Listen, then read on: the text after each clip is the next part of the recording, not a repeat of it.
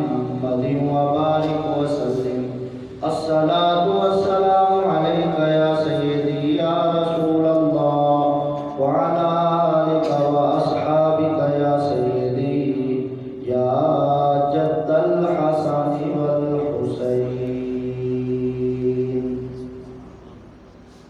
اللہ تعالیٰ کی حمد و ثنا نبی مکرم شفیع معظم نور مجسم جانے کائنات احمد مجتبیٰ حضرت محمد مصطفیٰ صلی اللہ علیہ وآلہ وسلم کی بارگاہ میں ہدیہ درود و سلام پیش کرنے کے بعد میرے نہایت ہی واجب احترام بزرگوں دوستوں عزیز بھائیوں،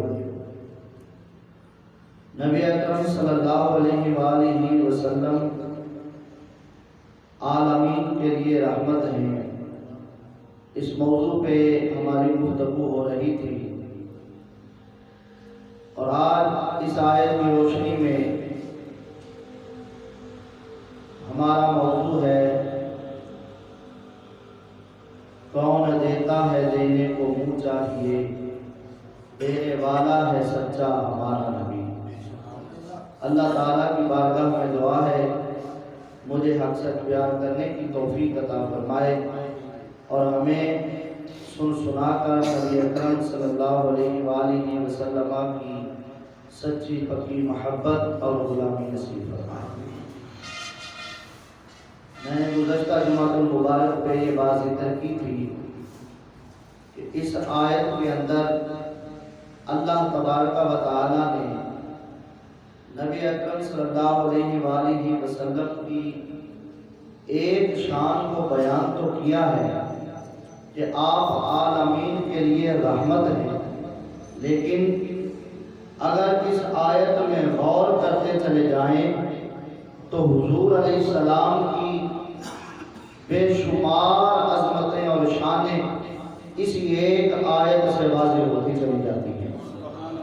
جتنا غور و فکر کرتے جائیں گے اتنی ہی حضور علیہ السلام کی شانیں ظاہر ہوتی چلی جاتی ہیں۔ یہ اتنی عظیم حضور علیہ السلام کی نعت ہے آیت مبارکہ۔ تو اس آیت کو سامنے رکھتے ہوئے آج میں نے یہ ذکر کرنا ہے کہ ہمارے آقا کے در پہ جو بھی جب بھی اور جیسا بھی سوال کرنے کے لیے کوئی آیا تو کبھی خالی نہیں گیا ہے۔ میرے آقا نے ان کی جھولی کو بھر کے بھیجا ہے، بلکہ حضور علیہ السلام کی بارگاہ تو ایسی ہے کہ آپ کی بارگاہ سے اگر کچھ مختصر چیز مانگی گئی، تھوڑا سا مانگا گیا، تو میرے آقا نے صرف وہ تھوڑا ہی نہیں بلکہ بہت زیادہ عطا فرما دیا، اتنا زیادہ عطا کر دیا کہ بریلی سے آواز آئی میرے کریم سے گھر قطرہ کسی نے مانگا، میرے کریم سے گھر قطرہ کسی نے مانگا، دریا بہا دیے ہیں در بے بہا دیے ہیں۔ حضور علیہ السلام سے تھوڑی سی چیز مانگی گئی تو حضور نے اتنا عطا کیا کہ وہ ایک چیز مانگنے آیا آپ نے کئی چیزیں عطا کر دی۔ بڑی معروف روایت، حضرت ربیعہ حضور کو وضو کروا رہے تھے، حضور علیہ السلام نے فرمایا مانگ ربیعہ کیا مانگتا ہے؟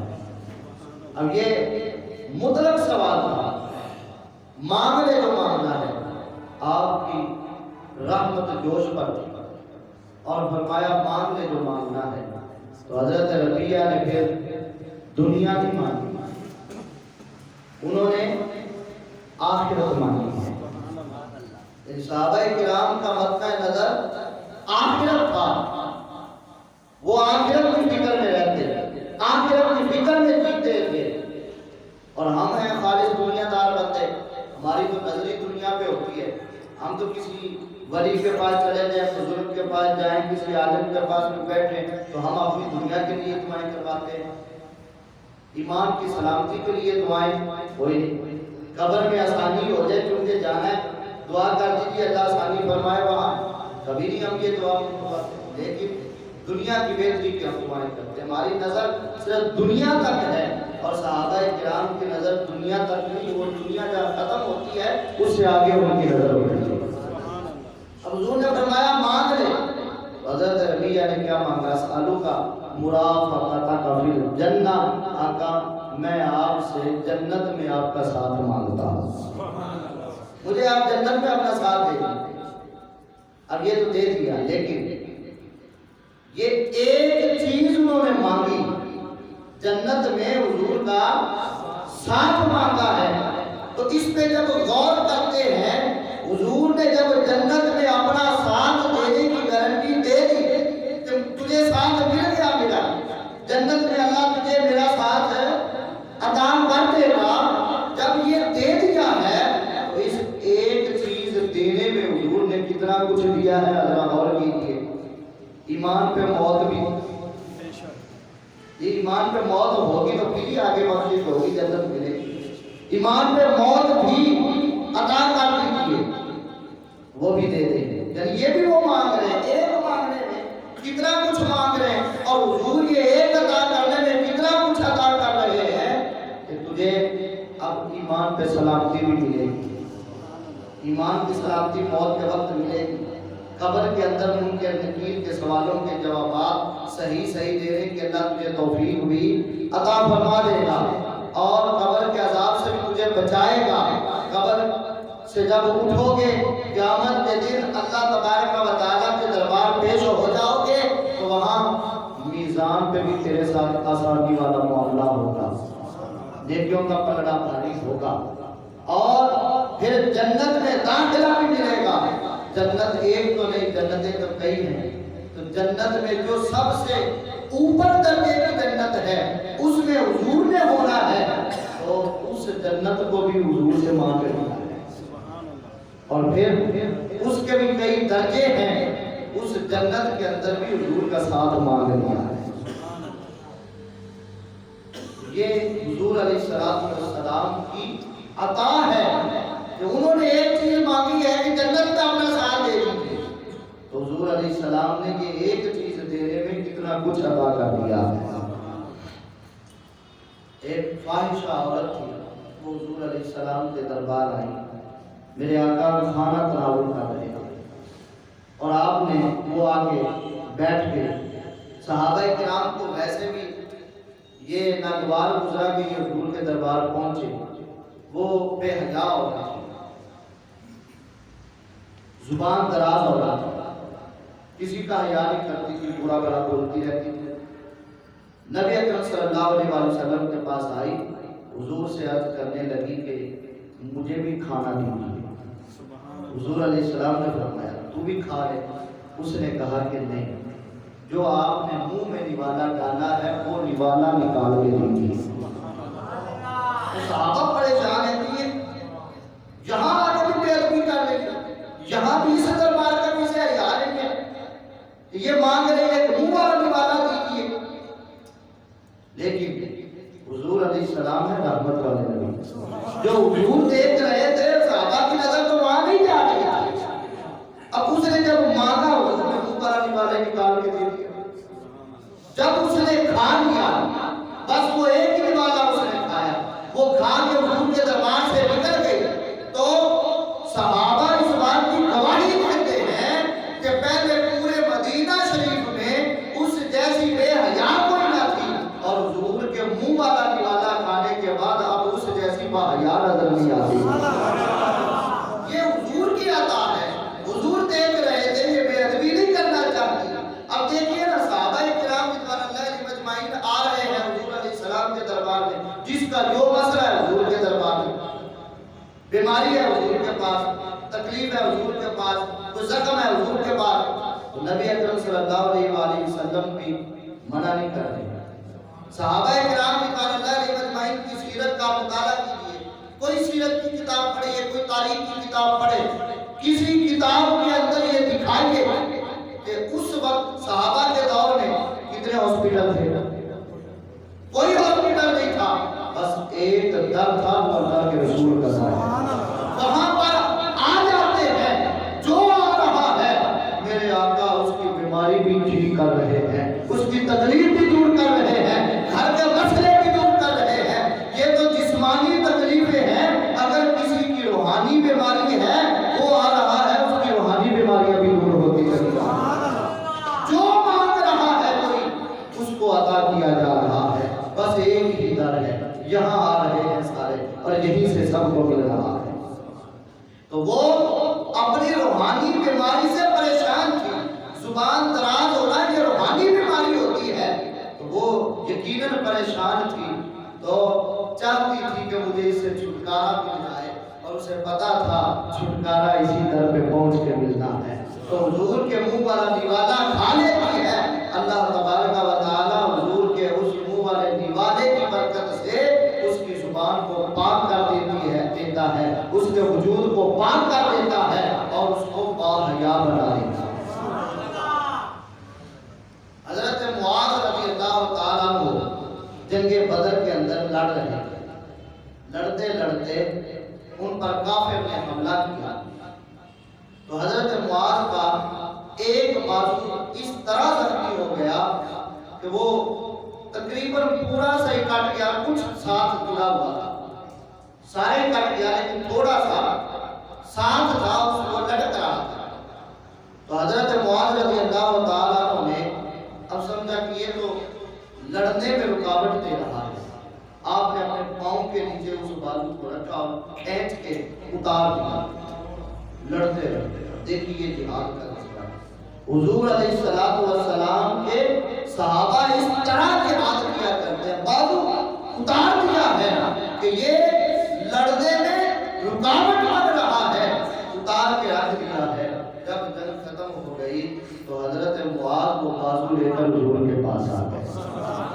اب حضور علیہ السلام نے اپنا لعاب دہن لگا کر اپنی جگہ پہ اس کو رکھ دیا، تو حضرت معاذ کہتے ہیں اسی وقت تکلیف بھی ختم ہو جاتی ہے، بازو بھی درست ہو جاتا ہے۔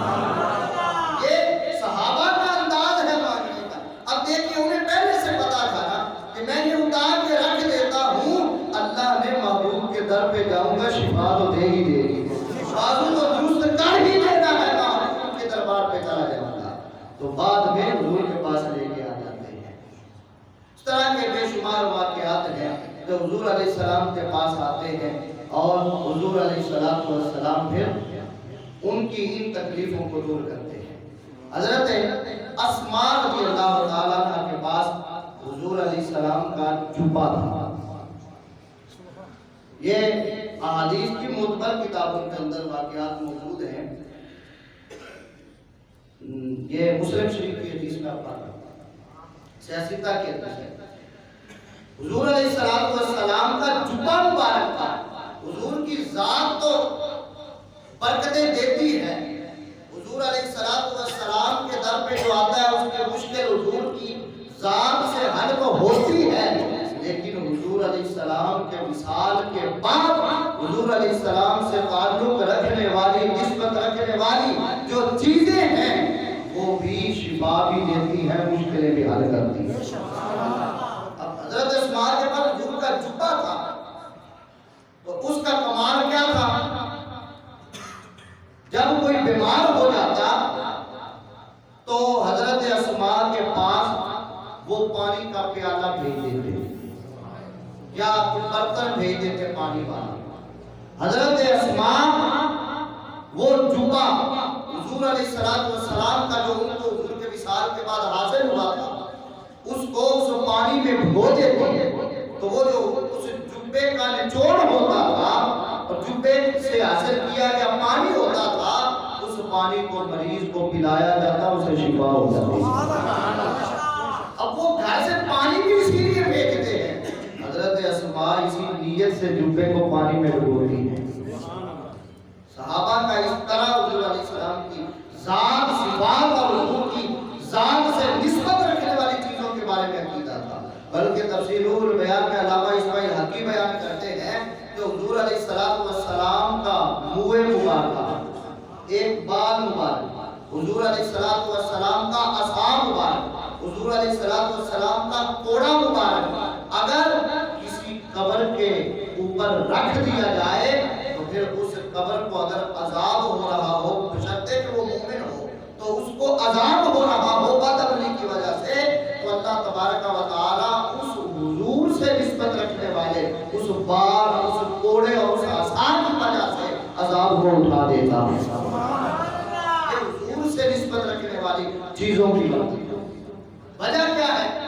اور ساتھ وہ فرماتے ہیں کہ اگر کسی گھر کے اندر یہ ہو اگر کسی شہر کے اندر یہ ہو حضور کا بال مبارک ہو حضور علیہ السلام کا اصحاب مبارک ہو حضور علیہ السلام کا کوڑا مبارک ہو تو وہ جس گھر میں جس شہر کے اندر ہے جس محلے کے اندر ہے اللہ تبارک و تعالی وہاں بھی برکتیں عطا فرماتا ہے.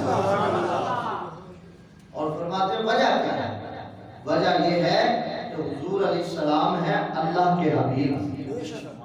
تو اللہ تبارک و تعالیٰ کے فرشتے بھی قبر سے اذان کیوں اٹھ جاتا ہے؟ حضور علیہ السلام کی تعظیم کی وجہ سے وہ حضور علیہ السلام سے نسبت رکھنے والی چیزوں کی وجہ سے عذاب کو اٹھا دیتے ہیں. یہ حضور سے نسبت رکھنے والی چیزوں کی برکت ہے. حضور کی ذات کی برکتیں دینے والی ہے. حضرت ام سلمہ رضی اللہ تعالیٰ عنہا ام المؤمنین ان کے پاس حضور علیہ السلام کے منہ مبارکہ تھے بال مبارک اور انہوں نے چاندی کی ڈبیوں کے اندر ان کو محفوظ کیا ہوا تھا. کسی کو نظر بد لگ جانی یا کوئی اور مصیبت پہنچنی تو انہوں نے پانی بھیجنا حضرت ام سلمہ کے ہاں. تو حضرت ام سلمہ وہ ڈبی سے بال مبارک نکالتی اس پانی کے اندر ڈال دیتی تو اس کو ہلاتی حرکت دیتی پھر نکال کے رکھ لیتی اور پانی بھیج دیتی. وہ جس کو نظر بد لگی ہوتی وہ پیتا تو اس کی نظر دور ہو جاتی. اگر کسی کو کوئی اور بیماری مصیبت پریشانی ہوتی وہ پانی پیتا اس کو بھی شفا ہو جاتی. تو یہ حضور علیہ السلام سے نسبت رکھنے والی چیزیں بھی مشکل کشا ہیں اور بیماریاں دور کرنے والی ہیں. ان میں اللہ نے برکت رکھی ہے. بلکہ حضور علیہ السلام کے جو خادم ہیں جو حضور کے غلام ہیں جنہوں نے زندگیاں حضور کی محبت میں حضور کے عشق میں گزاری ہیں اور حضور کی تعلیمات پہ حضور کی سیرت پہ عمل کرتے ہوئے زندگیاں گزاری ہیں اللہ تبارک و تعالی کی بارگاہ میں ان کی بھی بڑی عزت ہے اور ان سے نسبت رکھنے والی چیزوں کی بھی بڑی عظمت ہے. شیخ عبدالحق محدث دہلوی رحمۃ اللہ تعالی علیہ نے اخبار الاخیار کے اندر اس واقعے کو ذکر کیا. شیخ نظام الدین ابو المؤید رحمۃ اللہ تعالی علیہ ان کی والدہ بہت زیادہ متقی پرہیزگار خاتون ہیں. متقدمین میں یہ بڑی عزت کی نگاہ سے دیکھی جاتی تھی. بڑی پرہیزگار خاتون تھی. قحط سالی ہو گئی. نماز استسقاء ادا کی جا رہی ہے. بارش ہو رہی ہے. نمازیں پڑھ پڑھ کے تھک گئے. بارش نہیں ہو رہی. قحط سالی ہے. بڑے پریشان. شیخ نظام الدین خود بھی شریف تھے نماز پڑھتے تھے. بارش نہیں ہو رہی تھی تو آپ گھر میں آئے اور اپنی والدہ کے کرتے کا ایک دھاگا ان کے پاس محفوظ تھا. یعنی والدین کی عزت کس طرح بزرگ کیا کرتے تھے اور ان سے نسبت رکھنے والی چیزوں کو کس طرح محفوظ رکھتے تھے. اب یہ والدین سے محبت کا انداز بھی دیکھیے نا اور والدین سے عقیدت کا انداز بھی دیکھیے. والدہ کے کرتے کا قمیض کا ایک دھاگا انہوں نے محفوظ رکھا ہوا تھا. ان کے پاس تھا. وہ اس کو نکال کے لائے کھلے آسمان تک نکال آئے اور عرض کرنے لگے یا اللہ یہ تیری اس بندی کے کرتے کا دھاگا ہے جس کے جسم پہ کبھی کسی غیر محرم کی نظر نہیں پڑی. یہ اس کے جسم کے قمیض کا ایک دھاگا ہے. میں تجھے اس کا واسطہ دیتا ہوں بارش عطا فرما. ابھی یہ لفظ ان کے منہ میں تھے بادل آ گئے اور بارش برسنا شروع ہو گئی. یہ جو اللہ کے بندے ہوتے ہیں خاص بندے اور حضور کی سیرت پہ عمل کرتے ہوئے، حضور کی تعلیمات پہ عمل کرتے ہوئے زندگی گزارتے ہیں، اللہ تبارک و تعالیٰ تو پھر ان سے نسبت رکھنے والی چیزوں کا بھی حیا کرتا ہے، جو ان کا واسطہ دے کر اگر مانگا جاتا ہے تو اللہ پھر عطا فرما دیا جاتا ہے۔ تو پھر حضور تو عظیم ذات ہیں۔ کعب بن اشرف یہودی تھا، یہود حضور علیہ السلام کی بے ادبیاں کیا کرتے تھے، تو کعب بن اشرف بے ادبیاں کرتا تھا حضور علیہ السلام کی، اور یہودیوں کا یہ عالم تھا۔ نبی پاک علیہ السلام نے اپنے صحابہ کو فرمایا کہ کون اس کی خبر لائے گا۔ چند صحابہ نے یہ ذمہ داری لی، وہ گئے، اس کو قتل کر دیا۔ جب قتل کر دیا، ظاہری بات ہے اس کے بھی بندے تھے، عالم تھا یہودیوں کا، اس کے کچھ لوگ تھے، ان کے پاس اسلحہ تھا، جنگ ہوئی مختصر سی، اور پھر اس کے بعد اس کو قتل کیا۔ تو اس دوران حضور علیہ السلام کے ایک صحابی ہیں حضرت حارث بن اوس رضی اللہ تعالیٰ، ان پر حملہ ہوا، ان کا سر بھی زخمی ہو گیا اور ان کا بازو بھی زخمی ہوا، ٹانگ بھی زخمی ہو گئی، اب چل بھی نہیں سکتے تھے، اس طرح زخم لگ چکے تھے۔ صحابہ کرام اٹھا کر انہیں حضور کے دربار میں لے کر آئے، اس کو تو قتل کر دیا اور ساتھ والے کچھ قتل ہو گئے، کچھ بھاگ گئے، ان کو اٹھا کر حضور کے دربار میں لے آئے۔ نبی اکرم صلی اللہ علیہ وآلہ وسلم نے اپنا لعاب دہن ان کے سر پر بھی لگایا جہاں زخم تھا، ان کے بازو پر بھی لگایا جہاں زخم تھا، ان کی ٹانگ پہ بھی لگایا جہاں زخم تھا۔ تو حضرت حارث کہتے ہیں حضور کا لعاب دہن لگنا تھا، اسی وقت تکلیف بھی ختم ہو جاتی ہے اور جو زخم تھے وہ بھی بھر جاتے ہیں۔ یہ حضور علیہ السلام کے عطا کرنے کا انداز ہے۔ اب میں یہاں یہ پوچھنا چاہتا ہوں، صحابہ کرام کس نیت سے لے کے آ رہے تھے؟ کیا ان کے ذہن میں یہ بات تھی کہ نہیں کہ ہم حضور کے دربار میں لے کے جائیں گے، حضور علیہ السلام پھر ان کی اس تکلیف کو دور کریں گے؟ یہ تھا کہ نہیں؟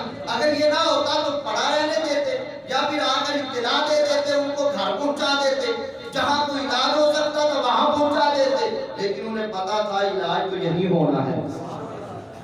تو اسی لیے اعلیٰ حضرت فرماتے ہیں نا، کون دیتا ہے دینے کو منہ چاہیے، کون دیتا ہے دینے کو منہ چاہیے، دینے والا ہے سچا ہمارا نبی، دینے والا ہے سچا ہمارا نبی۔